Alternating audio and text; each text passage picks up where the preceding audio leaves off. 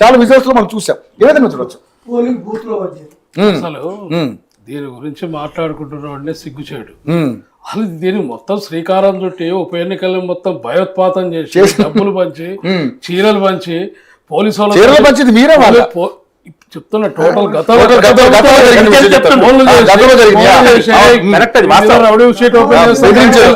Rowdy షీట్లు open చేస్తాం బయటకు వెళ్ళొద్దని చెప్పి నీకు పోస్టల్ నీకు పెన్షన్ ఇచ్చే దగ్గర ఇచ్చేటటువంటి వ్యక్తులకి 50,000 లక్షల రూపాయలు పంపించి మీరు టీఆర్ఎస్ కోట్ అయిపోతే మీ పెన్షన్లు పోతాయని వాళ్ళతో చెప్పించి ఎన్నో రకాల మాయ మాటలు చేసి వాళ్ళు ఇవాళ పెద్ద ఇక మేము అంత ప్రతిభతని దేశం లేదని చెప్తున్నారు. వాళ్ళ ఇవన్నీ చేతగానప్పుడు చేతగాని మాటలు ఇవన్నీ. ఇంకొక విషయం ఇక్కడ నీకు జూబ్లీహిల్స్ ప్రాంతంలో రహమత్ నగర్ గాని బోరబండ గాని ఎర్రగడ్డ గాని ఈ ప్రాంతంలో పీజేఆర్ నాయకత్వంలో 100 గజాల నుంచి 40 గజాల భూమి వరకు పేదలకు పంచిపెట్టేది కాంగ్రెస్ పార్టీ ప్రభుత్వంలో పీజేఆర్ గారు.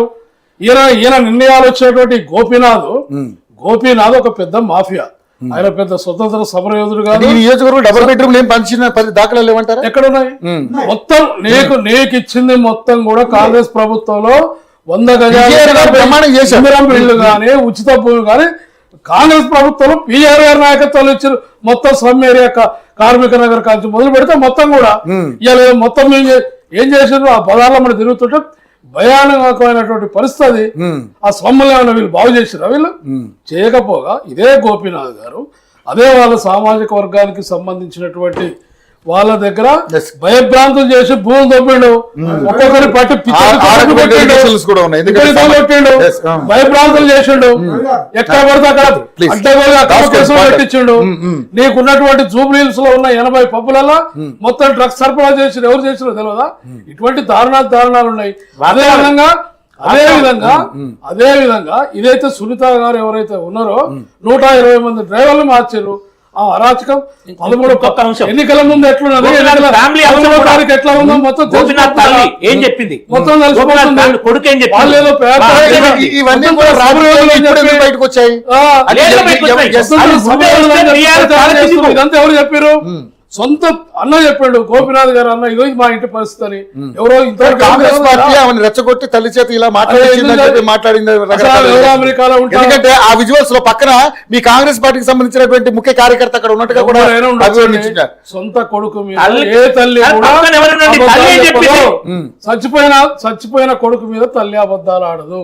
ఇవన్నీ కూడా భారతీయ సంస్కృతి. అది ఇవన్నీ ఇక చేతగారి మాటలు మాట్లాడితే మేము ఏం చెప్పలేం. కానీ ఏది ఏమైనా గోపీనాథ్ స్వతంత్ర సమరయుడు గాడు అక్కడ భయభ్రాంతులు చేసి, ఉదాహరణకి అక్కడ మతోన్మాదం ఉంటే అజరుద్దీన్ గారికి 130,000 ఓట్లు ముస్లింస్ వన్ సైడ్ వేయాలి. కానీ అటువంటి పరిస్థితులు అక్కడ ఏంటంటే కాంగ్రెస్ పార్టీ కానీ ఇంకొక పార్టీ కానీ ఇంకోటి కానీ సమర్థమైనటువంటి అభ్యర్థి ఉంటే అక్కడ ఎప్పుడో తేడా వచ్చేది. కాబట్టి సమర్థమైనటువంటి అభ్యర్థులు పెట్టగానే గోపీనాథ్ 3 సార్లు గెలిచిండు. ఈసారి స్థానికుడైనటువంటి సమర్థమైన అభ్యర్థి వల్ల స్థానికంగా అనేక 20 ఏళ్ల నుంచి నవీన్ యాదవ్ అంటే సమర్థమైనటువంటి అభ్యర్థులు మీరు కూడా పెట్టలేకపోయారు అప్పుడు గతం. అంతే కదా. ఇప్పుడు వాస్తవాలు ఒప్పుకోకపోతే 20 ఏళ్ల నుంచి అక్కడ ఆ స్థానికమైనటువంటి అన్ని సమస్యల మీద కానీ ఏ ఆపద వచ్చినా కూడా నవీన్ యాదవ్ అక్కడ సామాన్యులకి అక్కడ పడి ఉంటాడు. అయితే అసలు బీఆర్ఎస్ పార్టీ వాదన చూస్తే అది చాలా అసలు వామ్మ వీళ్ళు ఎక్కడి నుంచి పుట్టిరు, ఎక్కడి నుంచి వచ్చిర్రు, అసలు మొత్తం నాశనం చేసి తెలంగాణని మళ్ళీ అసలు ఎంత ప్రతిభతల లెక్క. అసలు మేమే ఈ రాష్ట్రాన్ని మొత్తం ఇట్లా చేసినామని చెప్తున్నారంటే జనం ఇంకా ఊళ్ళలో పోతే తెలుస్తుంది ఇలా కథ. మేము ఇవాళ మొత్తం 10 సంవత్సరాల నుంచి రేషన్ కార్డ్స్ ఇచ్చినాం, ఇవాళ సన్నబియ్యం ఇచ్చినాం, సామాన్యులు కూడా ఇవాళ తినగలుగుతున్నారు. ఇవాళ ఉచిత 200 కరెంటు యూనిట్స్ ఉచితంగా ఇస్తున్నాం, 5 గ్యాస్ కి ఇస్తున్నాం, అన్ని రకాల సామాన్య ఉచిత బస్సు సామాన్య ప్రజానికానికి పూర్తిగా ఏదైతే వాళ్ళ ఖర్చులు తగ్గేటటువంటి పరిస్థితి కాంగ్రెస్ పార్టీ క్రియేట్ చేసింది. మీ లెక్క కాళేశ్వరం పేరు మీద కోట్లు దొబ్బుడు, ఇంకో దాని మీద కోట్లు దొబ్బుడు, రకరకాల కుంభకోణాలు, నీకు ఓట్లు అమ్మకుండానే ఓట్లు అమ్మినట్టు అది ఎన్నడూ లేదు. సొసైటీని కూడా నాశనం చేసిరండి ఊళ్ళలో. అక్కడ సింగిల్ విండోని కూడా సర్వనాశనం చేసిరు, కొత్త కుంభకోణాలు తీసుకొచ్చి. ఇంకా ఊళ్ళలో పోతే అన్నీ ఉంటది ఇలా కథ. ఇక్కడ ప్రజలు తరిమి కొట్టిరు. నిన్న మొన్న ఎలక్షన్లలో వీళ్ళు చేస్తున్నటువంటి అరాచక ప్రచారాలను ప్రజలు తిప్పికొట్టి బూతుల దగ్గర రాకుండా చేసారు తప్ప Okay. ఎవరేం చేయలే ఇక్కడ. రైట్. కానీ మరి నిజంగానే 10 ఏళ్లలో వాళ్ళు చేసిన అభివృద్ధి ఏమి లేదని మీరు అంటున్నారు. 100%. మరి మీరు 2 ఏళ్లలో ఏం చేశారనేది కదా వాళ్ళు కూడా క్వశ్చన్ ఇప్పుడు చేస్తారు. చెప్తున్నా కదా మీకు 2 నెలల్లో ఏం చేసినామో తెలుసు. అనేక ప్రాజెక్టులు స్టార్ట్ చేసినాము. వీళ్ళు చేసి అంటే ఈ నియోజకవర్గం ఎందుకంటే ఇక్కడ ఉప ఎన్నిక జరిగింది. ఈ నియోజకవర్గానికి ఏం జరిగింది? నీకు ఒక పాలసీ దీనికి నిన్నటి దాకా ఉన్నది ఎవరు? ఎమ్మెల్యే ఎవరు చేయాల్సింది? ఎవరు ఎమ్మెల్యే గెలిపించింది? టీఆర్ఎస్ అభ్యర్థిని. టీఆర్ఎస్ అభ్యర్థి చేయాలి. టీఆర్ఎస్ అభ్యర్థి ఏం అడగకుండా ఇంట్లో పండుకుంటే ఎవరు చేస్తారు? అడగాలి కదా, మాకు ఇది చేయాలని చెప్పి డిమాండ్ చేయాలి. ఇంట్లో పండుకుంటే ఎవరు చేస్తాడు? కాబట్టి ఇవన్నీ కాదు. ఏది ఏమైనా గ్రామీణ ప్రాంతాల్లో సామాన్య ప్రజానికానికి మేము చేసినటువంటి ఈ 2 నెలల్లో ఒక ఊపిరి పీల్చుకుంది. దొరల పరిపాలన నుంచి ఈ రాష్ట్రాన్ని బ్రహ్మాండంగా నియంతృత్వం నుంచి బయటికి తీసినాం. అదేవిధంగా అందశ్రీ గారికి జోహార్లు అర్పిస్తున్నా. అందశ్రీ గారి లాంటి వాళ్ళని, గద్దర్ గారి లాంటి వాళ్ళని, జయరాజు గారు లాంటి వాళ్ళు అనేక మంది కళాకారుల్ని, అనేక మంది కవుల్ని వీళ్ళు చూసినటువంటి దుర్మార్గమైనటువంటి పరిస్థితి అనేది మనకు తెలుసు. ఇవాళ ఏదో చెప్తా ఉన్నారు. ఇవాళ వాళ్ళని ఏ విధంగా 5-6గురికి కోటి రూపాయలు ఇవ్వచ్చు. 5-6గురికి కోటి రూపాయలు కాదు.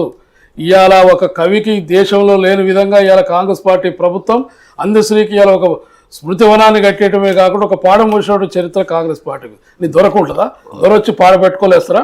దగ్గరే పోతారా? పూలదండ వేసి మరి చేతులు కట్టుకోవటం తప్ప. కాబట్టి తెలంగాణ ఆత్మగౌరవం అయిపోతూ ఉంది. 10 ఏళ్లలో ఆత్మగౌరవాన్ని సర్వనాశనం చేసినటువంటి తెలంగాణ ప్రజలు ఇవాళ ఊపిరి పీల్చుకుంటున్నారు. జూబ్లీహిల్స్ ఎన్నికలే కాదు, ఏ ఎన్నికలు వచ్చిన ఇంకా ఊళ్ళలో పోతే వీళ్ళ పరిస్థితి ఎట్లుంటుంది అనేది మీ టీవీ ఛానల్ చూపించాల్సినటువంటి పరిస్థితి. ఇవాళ అక్కడ ఎలా కొట్టారు, ఇక్కడ ఎలా కొట్టారు అంటారు కదా. ఊళ్ళల్లో అసలు కూర్చోటానికి కూడా పరిస్థితి ఉండదు. Okay, right. ఇక బీఆర్ఎస్ పార్టీకి సంబంధించి సార్ విజయసాగర్ గారు, అంటే 10 ఏళ్లలో ఆయన చేసింది పెద్దగా ఏమీ లేదు. అందుకనే ఈరోజు చాలా రకాలుగా